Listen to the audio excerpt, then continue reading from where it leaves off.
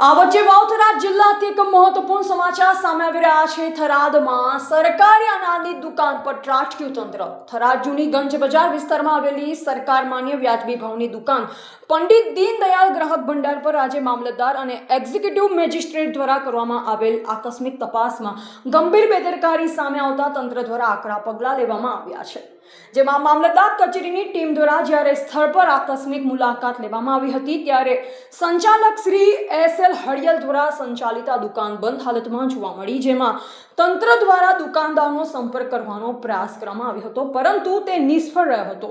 જે પગલે વહીવટી તંત્રે કડક વલણ અપનાવ્યું છે, જેમાં સરકાર દ્વારા ગરીબ અને જરૂરિયાતમંદ પરિવારો માટે ફાળવવામાં આવતા અનાજના આ જથ્થાની પારદર્શિતા જળવાઈ રહે તે હેતુથી ભૌતિક ચકાસણી કરવી અત્યંત અનિવાર્ય છે। જેમાં તપાસ દરમિયાન આ મુજબની ખામીઓ પર ભાર મૂકવામાં આવ્યો છે।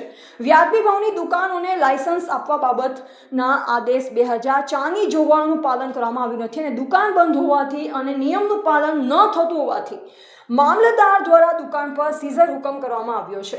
જેમાં તંત્ર દ્વારા સ્પષ્ટ આદેશ કરવામાં આવ્યો છે કે સંચાલકે તાત્કાલિક હાજર થઈ દુકાન ખોલવી પડશે અને સરકારી અનાજના જથ્થાની ભૌતિક ચકાસણી કરાવવી પડશે।